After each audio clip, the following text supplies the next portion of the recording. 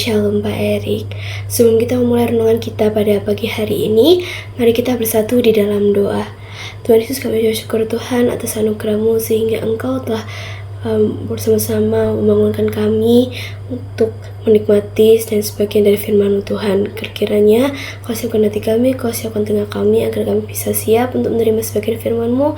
Dan kiranya yang sebagian firman disampaikan pada pagi hari ini dapat kami pahami dan dapat kami terapkan dalam kehidupan kami sehari-hari. Terima kasih Tuhan, hanya di dalam nama Tuhan Yesus kami berdoa dan mengucap syukur. Amin. Tema renungan kita pada pagi hari ini yaitu jangan takut, percaya saja. Ayat Alkitab menjadi landasan renungan pada pagi hari ini terambil dari Markus 5 ayat yang ke-36 yang berbunyi, tetapi Yesus tidak menghiraukan perkataan mereka dan berkata kepada kepala rumah ibadat, jangan takut, percaya saja. Di sini yang mengalami suatu masalah atau permasalahan dalam perikop ini yaitu Yairus, di mana ia memiliki seorang anak perempuan yang perempuannya sedang sakit dan hampir mati. Tetapi ketika ia sedang berbicara kepada perempuan yang menjamah jubahnya itu, datanglah keluarga Yairus dan berkata kalau misalnya anak perempuannya sudah mati. Nah, Yairus di sini tuh diibaratkan diri kita di mana kita tuh masih diri kita tuh takut, diri kita tuh merasa kayak Tuhan ini gimana ya, Tuhan kok kayak gini, kita tuh merasa cemas dan sebagainya. Lalu Tuhan datang dan berkata supaya kita tuh tidak takut dan percaya saja.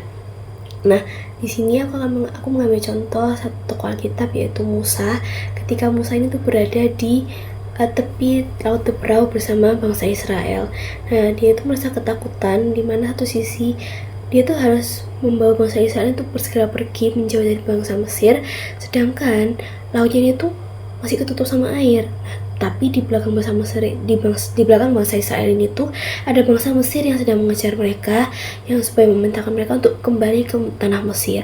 Dan di situ Tuhan menunjukkan kuasanya, Tuhan menunjukkan jalannya, di mana Tuhan memerintahkan Musa untuk mengangkat tongkatnya sehingga laut Teberau ini tuh bisa terbuka. Nah, di sini kita belajar kalau misalnya Musa ini tuh percaya kepada Tuhan dalam ketakutannya, sehingga ketika ia merasa percaya, ketika ia percaya dalam ketakutannya, Tuhan membukakan jalan untuk Musa bisa melewati laut Teberau ini bersama bangsa Israel. Nah, sesudah semeninggalnya Musa ini, Musa memiliki penerus yaitu Yosua. Yosua memiliki tugas misalnya itu untuk merebut tanah Kanaan, tanah perjanjian yang Allah berikan.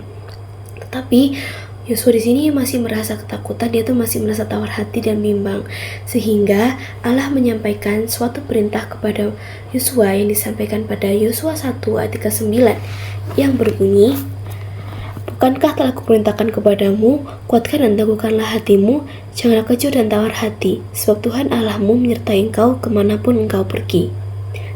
Di sini Allah seolah-olah juga memerintahkan kepada kita supaya kita untuk tidak merasa tawar hati, merasa tidak bimbang terhadap apa yang Tuhan rencanakan terhadap kita, melainkan kita percaya saja karena Allah akan selalu menyertai kita kemanapun kita pergi. Nah, di sini aku juga ada satu pengalaman yang mana aku juga merasa takut, aku juga merasa bimbang, yaitu ketika waktu TKA bulan November kemarin. Nah, di situ aku tuh merasa ketakutan karena TKA ini kan pertama kali ya. TKA ini adalah pertama kali diadakan di Indonesia, dan itu pas ketika aku mengalaminya. Dan aku juga belum pernah merasakan suatu ujian yang masa itu ujian nasional kayak UN dan dilaksanakan serentak lah, se-Indonesia merasakan hal itu. Aku tuh belum pernah merasakan hal itu, dan juga saat itu posisinya aku tuh masih belum menguasai beberapa materi yang diujikan di TKA.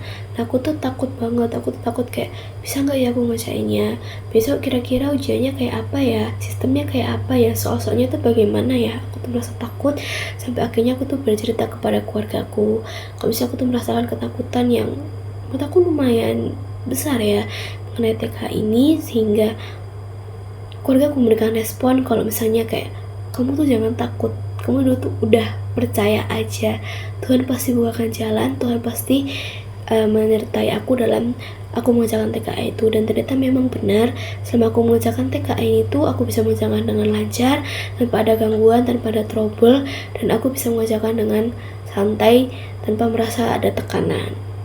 Nah, di sini kita bisa ambil kesimpulan kalau misalnya Tuhan selalu menyertai kita dalam segala hal apapun, sehingga kita tidak perlu takut, melainkan hanya percaya saja kepada Tuhan.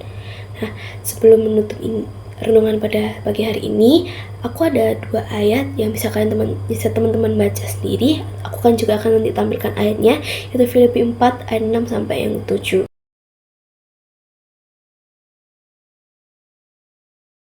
Di sana disampaikan kalau misalnya kita bisa menyampaikan apa yang kita rasakan Nabi kita melalui doa dan ucapan syukur kepada Tuhan. Sehingga aku mengajak teman-teman, ketika teman-teman merasa takut, teman-teman merasa ada kebimbangan dalam hati, merasa khawatir, aku mengajak teman-teman buat teman-teman sampaikan ketakutan kalian kepada Tuhan melalui doa. Karena melalui doa kita bisa menyampaikan dan sebagai bentuk percaya kita kepada Tuhan, sebagai bentuk berserah kita kepada Tuhan atas apa yang akan kita hadapi di dalam kehidupan kita, dan membiarkan Tuhan bekerja dalam kehidupan kita. Amin.